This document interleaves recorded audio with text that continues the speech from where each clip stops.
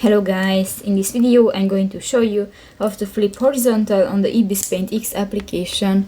But first of all, I just want to mention, please don't forget to subscribe to our channel, because at 100,000 subscribers we are going to show you our YouTube revenue statistics and growth strategy, how to make money online. So let's jump into it.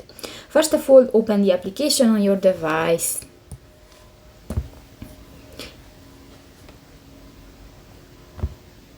That's my canvas, and you can find the toolbar at the left side of the screen. Here, go to the last button, the canvas, and here you can find the flip horizontal button. Click that and you just flip your